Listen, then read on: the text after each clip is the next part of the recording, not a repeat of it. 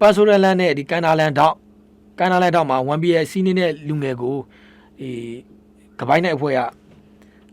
ကျွန်တော်အုပ်စုပွဲကိုရိုက်နှက်လိုက်တာအုပ်စုပွဲရိုက်နှက်လိုက်တော့အဲ့ဒီလူငယ်လေးကကျွန်တော်ခေါင်းမှာဒဏ်ရာများစွာရပြီးတော့ဒီမှတ်တိုင်ရဲ့ကျွန်တော်တို့မှတ်တိုင်ဒီမှာရတက်ပင်ချေမှာကျွန်တော်ခွေလေးအဲ့ဒီအချိန်ကိုကျွန်တော်ကိုပူတီနဲ့ဘော်ဒါများလူမှုကူညီရေးအသင်းရတယ်သွားပြီးကူညီတဲ့အချိန်ကကျွန်တော်8:45မိနစ်မှာသွားကူညီတယ်ခေါင်းမှာသွေးတွေထွက်ပြီးတော့ဒီလမ်းမှာလဲနေပေါ့ဗျလဲနေတော့အဲ့ဒီသားမှာရှိတဲ့ပြည်သူတွေကဒီလူမှုကူညီတဲ့အကူအညီတောင်းတယ်ပေါ့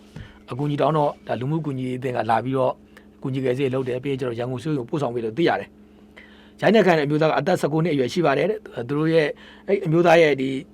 ဦးကောင်းညာဘက်ဂျိုဆောင်မှာဒီပေါက်ပြဲတရားရရှိခဲ့ပါတယ်လက်ရှိတော့ဒါသူ့ရန်ကုန်စိုးရုံပို့တယ်လူနာရဲ့ဒီမှတ်တမ်းနဲ့ပတ်သက်ပြီးတော့သူတို့အခြေအနေတော့မသိရသေးပါဘူး။ဘာကြောင့်လဲဆိုတော့ကောင်လေးကမေ့နေတဲ့အတွက်သူတို့ဒီကျမ်းမာရေးအသက်ရှင်ဖို့အတွက်ဒါစောင်းနေနေတာတော့ရှိရတယ်။ရှိလို့နားလေရတယ်။စိုးစရာမရှိဘူးလို့သိရတယ်။အဲ့မှာကျွန်တော်တို့ဒီလူမှုကူညီအသင်းရဲ့တာဝန်ရှိသူပြောတာကအသက်20ဝန်းကျင်ကလေးတယောက်ခေါင်းမှာသွေးတွေနဲ့လဲနေတယ်။ဝိုင်းခံထားတယ်ဆိုပြီးတော့အကူကြီးတောင်းတဲ့ဖောင်းနဲ့အကူကြီးတောင်းတယ်ပေါ့ဗျာ။အခြားလမ်းသွားလမ်းလာအကူကြီးတောင်းတယ်တဲ့။ရောက်တော့ကောင်လေးကသတိလက်နေတယ်တဲ့။ခေါင်းမှာလည်းပေါက်ပြဲတန်ရာပြက်ချတန်ရာတွေ့ရပါတယ်တဲ့။ဖြစ်စဉ်ကဖြစ်စဉ်ပေါ်မှာပတ်ဝန်းကျင်ကိုမေးလိုက်တဲ့အခါမှာတဲ့ YBL ပေါ်မှာကပိုင်းနဲ့ကန်ပြီးတော့ဒီကပိုင်းနဲ့ဖွဲ့ရတဲ့အကောင်လေးကိုဒီကားဝါနဲ့အောက်ထဲကိုကန်ချတယ်အောက်ထဲကန်ချတဲ့အခါမှာအောက်ထဲကိုကောင်လေးကရောက်တဲ့အခါမှာအဲ့ဒီအဖွဲ့ကထပ်ပြီးရိုက်တယ်တဲ့ကောင်လေးကိုရိုက်တယ်အဲ့လိုဖြစ်ပါတယ်အဲ့တော့ကျွန်တော်တို့ကဒီနေရာကတကယ်ကိုကျွန်တော်လုံခြုံရေးအားကောင်းတဲ့နေရာပါအဲ့တော့ရန်ကုန်မြို့မှာတော့ကျွန်တော်တို့ဒီဓမြအဲ့ဒီကျွန်တော်တို့ဒီကပိုင်းနဲ့ဖွဲ့တွေတော်တော်လေးတောင်းကြပါတယ်နောက်ဆုံးခင်ဗျာဒီလူတွေကိုခင်ဗျာအသက်အန္တရာယ်ပြုတဲ့ဒီကိုတောင်းကြတယ်လိုင်းသားမှာဆိုလဲထုံထီးတူပါပဲအဲ့တော့ရန်ကုန်မှာအဆိုးဆုံးနေရာဆိုတော့ခင်ဗျာအဲ့မှာ9ဈေးတို့တီတီမင်္ဂလာ9ဈေးတို့ပြီးရင်ကျွန်တော်တို့အဲ့မှာအတိတ်ဝင်လာဈေးတို့အဲ့ဒီမှာဆိုတော်တော်တောင်းကြတယ်ဗျာအဲ့ဒီမှာခင်ဗျာလိုက်မကြည့်လိုက်9တိုင်းမှာရှိတဲ့လူတွေတီတီဝင်လာတိုင်းတွေကလူတွေပြီးရင်ကျွန်တော်တို့ဒီဘက်ကကြီးမြင့်တိုင်း9ဈေးရလူတွေဈေးဟောင်းခေါ်တာပေါ့အဲ့ဒီလူတွေကအဲ့ဒီမှာရှိတဲ့လူမိုက်ခေါင်းဆောင်တွေကိုလားစင်ဆက်ကြီးဆက်တာတယ်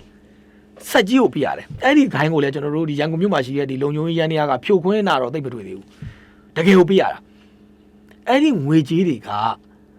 ကနိုင်ငံတော်လည်းစီစဉ်တာမဟုတ်ဘူးစေယုံဆောင်ဖို့လည်းစီစဉ်တာမဟုတ်ဘူးတိုင်းပြည်ပြည်လုပ်ငန်းတွေလည်းစီစဉ်တာမဟုတ်ဘူးအဲ့တော့ဒီလူမိုက်ဖွဲ့တွေအိတ်ထဲရောက်တယ်လူမိုက်ဖွဲ့ကတပည့်နဲ့မူးတယ်လူမိုက်တွေလုပ်တယ်ဒါကြီးကတော့မလှဘူးပေါ့ဗျာဒီလူမိုက်တွေတိုင်းပြည်တိဆောက်တာကျွန်တော်တို့မရှိဘူးဗျဒေသအခြေအနေတည်ငြိမ်ခြင်းနေဆိုတော့ခင်ဗျာရှင်းဖို့လွယ်ပါတယ်ဗျအများကြီးမကြည့်ရပါဘူးခင်ဗျာအဲ့မှာ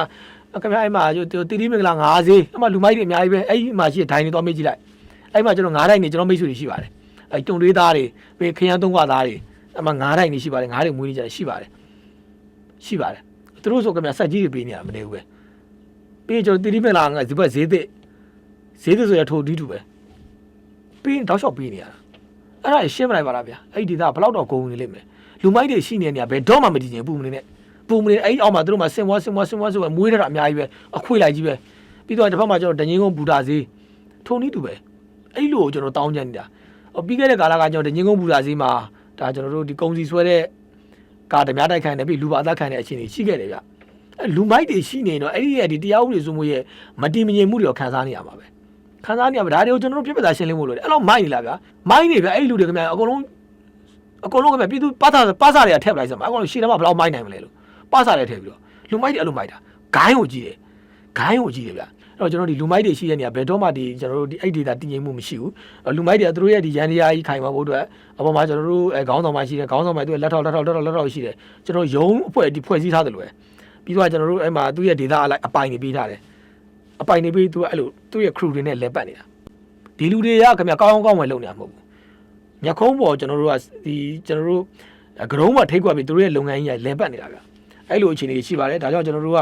ဒီအခြေအနေလက်ရှိဒီဖြစ်ခဲ့တဲ့လူငယ်ရဲ့အခြေအနေနဲ့ပတ်သက်ပြီးတော့ကျွန်တော်တရားမျှတမှုကိုကျွန်တော်တို့ဖော်ဆောင်ပေးနိုင်ဖို့မျှော်လင့်ပါတယ်ဘာကြောင့်လဲဆိုတော့ရန်ကုန်မြို့မှာကကျွန်တော်နေရာတိုင်းမှာသူ့ရဲ့ CCTV တွေရှိတယ်ပြီးရင်ကျွန်တော်တို့ဒီကားရဲ့ရင်နံပါတ်တွေရှိမယ်စသဖြင့်ပေါ့ဗျာကျွန်တော်အချက်လက်တွေလိုက်ဖို့ကလွယ်ပါတယ်ပြီးရင်ကျွန်တော်ရန်ကုန်မြို့မှာရှိတဲ့နေတိုက်ခိုင်းတွေနီးနီးရလဲမြင်းကြီးမှာရှိတဲ့နေတိုက်ခိုင်းတွေစိုင်းတွေအများစုလည်းကျွန်တော်တို့ဒီ CCTV တွေတောက်လျှောက်ရှိပါတယ်ကျွန်တော်တို့ဒီဟာကိုဖော်ထုတ်ပေးနိုင်ဖို့မျှော်လင့်ပါတယ်ပြီးတော့ကျွန်တော်နောက်တဲ့အခြေအနေတစ်ခုဖြစ်ခဲ့သေးတယ်အဲ့ဒါကကျွန်တော်ဆိုးဝါးပါအဲ့ဒါကကျွန်တော်တို့ဒီရွှေပြည်သာမြို့နယ်အမှတ်၈ရပ်ကွက်မှာဖြစ်ခဲ့တဲ့အခြေအနေပါဖြစ်စဉ်ကကျွန်တော်မေလ10ရက်နေ့ကရွှေပြည်သာမြို့နယ်အမှတ်8ရပ်ကွက်တပင်ရွှေထီးလမ်းအမှတ်420နှင်းစီအဆောင်မှာနေတိုင်းနဲ့အသက်22နှစ်အရွယ်အမျိုးသမီး22နှစ်အရွယ်အမျိုးသမီးနာမည်ကအမတ်တီတီနွယ်သူကကျွန်တော်မေလ10ရက်နေ့ညနေ3:30မိနစ်30အချိန်မှာနေငန်းနေရုတ်တရက်ပျောက်သွားတယ်ရုတ်တရက်ပျောက်တော့ကျွန်တော်အဲ့မှာရှိတဲ့ဒီအဆောင်မူကနေပြီးတော့သူတိုင်ချက်ဖွင့်တယ်ပေါ့ဗျာ တိုင်ချက်ဖွင့်တယ်ရွှေပြည်သာမြို့မှာရဲစခန်းမှာတိုင်ချက်ဖွင့်တယ်တိုင်ချက်ဖွင့်တော့နောက်ဆုံးလိုင်းနဲ့နောက်ဆုံးလိုင်းလည်းမိသွားပြီဗျာမိတော့ဒီအဆောင်နေတဲ့သူသူကလင်းနဲ့ဒီအမြင့်မသိအမျိုးသားတွေကဒီလေးလံနဲ့ဒီအထုပ်ကြီးနဲ့ပေါ့ဗျာအယောက်ထုကိုင်ပြီးတော့ဆာလာကြီးကိုင်ပြီးတော့ဒီလမ်းမှာသူတွေ့လိုက်တယ်ပေါ့ဗျာတွေ့လိုက်တော့အဲ့ဒီလူကိုဖမ်းတယ်ပေါ့ဗျာဖမ်းပဲနောက်ဆုံးမိသွားတယ်အဲ့တော့ကောင်မလေးရဲ့အဓိကကတော့ဗျာဒီရွှေတယ်ငွေတယ်လို့သူလူတယ်ပေါ့ဖုန်းတွေရွှေတယ်ငွေတယ်လူတယ်ပေါ့သူတို့လူတဲ့ကာလတန်မိုး15သိန်းခန့်ရှိပါတယ်15သိန်းခန့်ရှိတယ်အဲ့တော့ကောင်မလေးစီက15သိန်းခန့်လိုချင်လို့ကောင်မလေးကိုနောက်ဆုံးပြကျွန်တော်တို့လူတယ်ဗျာဗဇက်ပိတ်တယ်လို့ပိတ်လေပိတ်ညှစ်တယ်လို့ညှစ်ပေါ့ညစ်တော့နောက်ဆုံးကောင်မလေးကဒီလေပြုံးတွေပိတ်ပြီးတော့တေသွားတယ်တေပြီးတော့ကောင်မလေးကိုကျွန်တော်တို့ခုတ်ထစ်ပြီးတော့စာလိုက်ထဲထည့်ပြီးတော့တွားလှုံပလိုက်တာပေါ့တွားလှုံပလိုက်တော့အဲ့ဒီသဘောဖြစ်တာပေါ့ကောင်မလေးကိုတတ်တယ်လူကလည်းကောင်မလေးရဲ့ဒီရင်းနှီးတဲ့မိတ်ဆွေကနေတတ်တာနောက်ဆုံးကျတော့သူတို့ရွှေပြည်သာမြို့နယ်အမှတ်14ရပ်ကွက်ဗိုလ်တိုက်ချုံလမ်းနဲ့မြို့ပတ်လမ်းထောက်ဒါကိုင်းတော်နီကိုတွားလှုံပလိုက်တော့ဗျာတွားလှုံပြီးတော့အလောင်းဖြောက်ခဲ့တယ်ပေါ့နောက်ဆုံးဒီလုံချိုးတပ်ဖွဲ့ဝင်တွေကဖော်ထုတ်နိုင်ခဲ့တယ်ဖော်ထုတ်နိုင်တော့အဲ့မှာသူတို့ဆက်တဲ့သူတွေဖမ်းဆီးရမိတယ်ပေါ့ဗျာအဲ့မှာကျွန်တော်တို့ဒီတပ်ဖြတ်တဲ့အလောင်းဖြောက်တဲ့မှာပါဝင်တဲ့သူကလည်းအသက်22နှစ်နှင်းစီအဆောင်လေးသူပြီးရင်ကျွန်တော်တို့ကြောစင်မောင်းပြီးရင်ကျွန်တော်အောင်မြင့်မြတ်အကောင်လေးဆိုကျွန်တော်အသက်က14နှစ်ပဲရှိသေးတယ်အားလုံး3ယောက်ပေါ့3ကိုကျွန်တော်တို့ဖမ်းဆီးပြီးတော့အရေးယူခဲ့တဲ့အခြေအနေရှိပါတယ်ဒါတော့ကျွန်တော်တို့ရွှေပြည်သာမှာဖြစ်ခဲ့တဲ့အခြေအနေဒီကနေ့ရန်ကုန်မြို့မှာဖြစ်ခဲ့တဲ့အခြေအနေကိုကျွန်တော်တင်ပြပေးတာဖြစ်ပါတယ်